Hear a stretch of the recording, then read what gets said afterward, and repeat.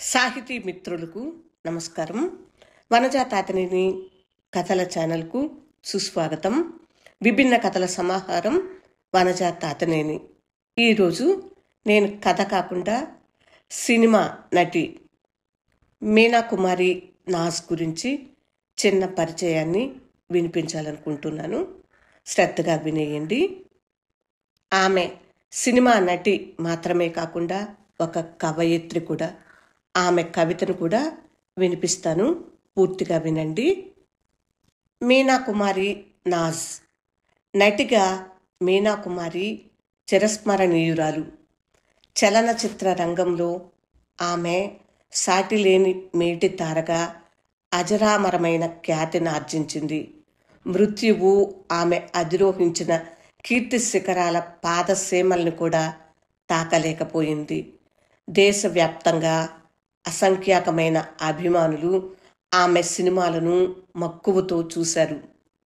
వాటితో పాటే విషాదకరమైన ఆమె జీవితంలోని ప్రతి ఘట్టాన్ని కలత చెందిన హృదయాలతో వీక్షించారు. ఆమె మరణానికి మౌన నీరాజనాలు అర్పించారు. ఆమెది అసాధారణమైన అందం. సహజ నటి. ఎప్పుడూ తెల్లటి దుస్తులని ధరించేది. విమర్శకురాలు. ఆఫిఫా బాను మాటల్లో చెప్పాలంటే ఆమె ఎంతో మందికి కలల రాణి. తను మాత్రం ఓ విషాదగ్రస్త. మీనా కుమారి బొంబాయిలో పుట్టి పెరిగింది. ఆమె తల్లి ఇక్బాల్ బేగం కూడా నటీమణే. తండ్రి అలీబక్ష్ సంగీత దర్శకుడు. ఆమె పుట్టిన కొద్ది రోజులకే తండ్రి తీవ్ర అనారోగ్యానికి గురవటంతో కుటుంబ బాధ్యతలన్నింటినీ తల్లి మోయాల్సి వచ్చింది. తల్లి భారాన్ని పంచుకోవటంలో భాగంగా బిడ్డ కూడా వయసుకు మించిన పని మీద వేసుకుంది. విషాదకరమైన వాతావరణంలో 4 ఏళ్ల ప్రాయంలోనే ఆమె సినిమాల్లో నటించటం ప్రారంభించింది. తన తొలి చిత్రానికి పారితోషికంగా 25 రూపాయలు ఆర్జించింది. ఆ రోజుల్లో అది పెద్ద మొత్తం కిందే లెక్క. బేబీ మీనా ఈ పేరు దర్శకుడు విజయభట్ పెట్టారు. బేబీ మీనా బాలతారగాను, ఆ తర్వాత పెద్ద తారగాను ఎన్నో సినిమాల్లో నటించింది. ఆమె చిత్రాలన్నీ బాక్సాఫీస్ హిట్లే. అనతి కాలంలోనే ఆమె ఎంతో డబ్బు, ఖ్యాతి సంపాదించింది.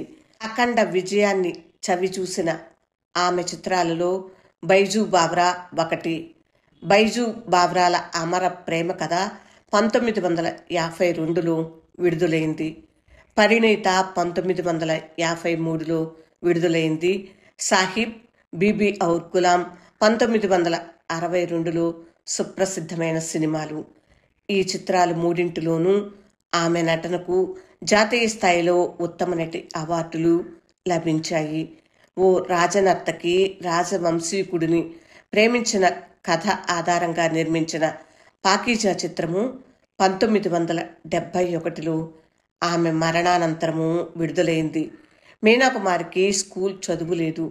అయినా సాహిత్యం పట్ల ఆమెకు మక్కువ ఎక్కువ. సమయం దొరికినప్పుడల్లా కవిత్వం చదువుకుంటూ తన డైరీలో నోట్స్ రాసుకునేది.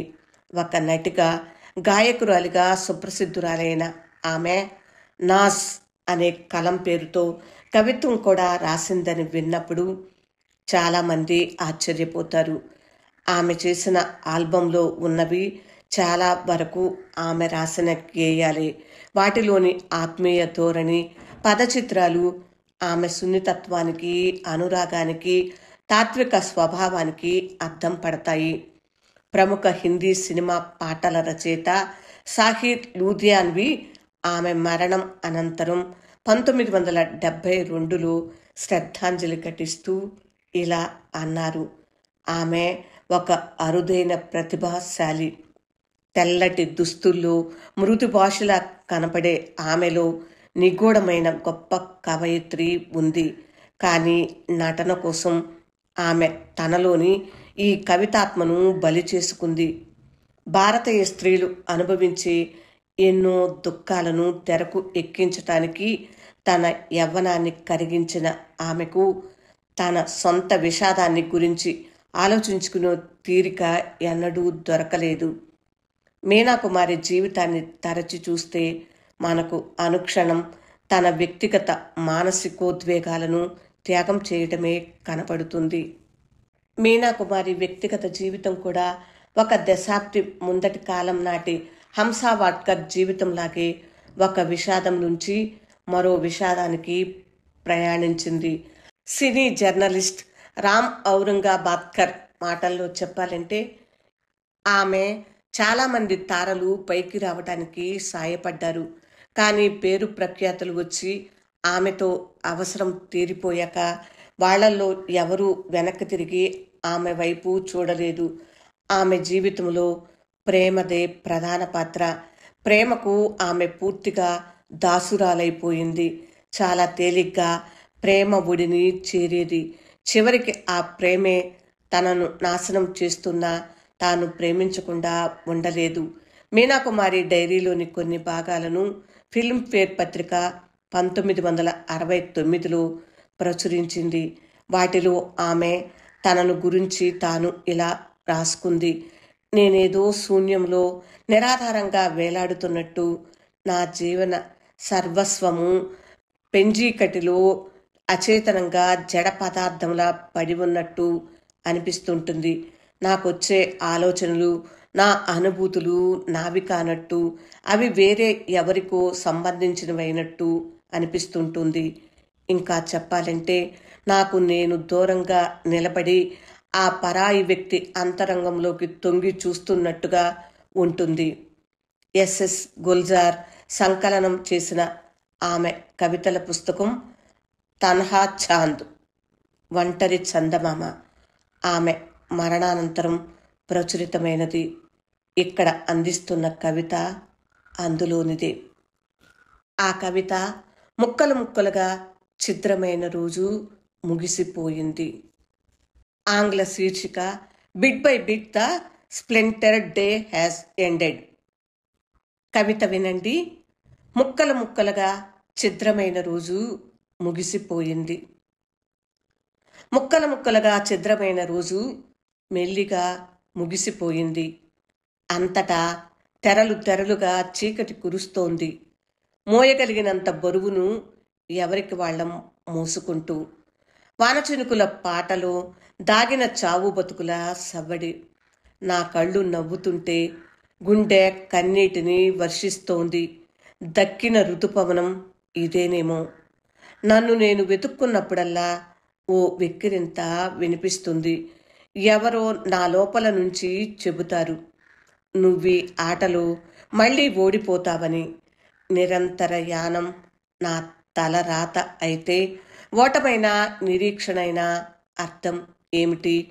నా మనసే నాకు సహగామిని అయితే నా వెంట నడిచేది అశాంతి, అలజడి. ఈ ఉర్దూ కవితకి ఆంగ్ల అనువాదం సయ్యద్ సిరాజుద్దీన్. తెలుగులో ఈ కవిత్వాన్ని అనువదించిన వారు పసుపులేటి గీత. మీనాకుమారి నాజ్ 1932లో జన్మించి 1972లో చనిపోయారు. ఈమె కేవలం 40 సంవత్సరాలు మాత్రమే జీవించారు. కానీ అజరామరమైన ఖ్యాతిని ఆర్జించింది. ఈ ప్రేమమూర్తికి నివాళులర్పిస్తూ ఈ కవితను మరొకసారి వినండి. కవిత మీకు నచ్చిందా ఫ్రెండ్స్? నచ్చితే లైక్ చేయండి, షేర్ చేయండి. వీలైతే మీనాకుమారి తన్హా చాంద్ కవిత్వాన్ని చదవటానికి ప్రయత్నించండి. నా ఛానల్ సబ్స్క్రైబ్ చేయనట్లయితే సబ్స్క్రైబ్ చేయండి. ఇలాంటి విభిన్నమైన విశేషాలను, కథలను, కవిత్వాన్ని మీకు అందిస్తూనే ఉంటాను. వింటున్నందుకు హృదయపూర్వక ధన్యవాదములు. నమస్తే.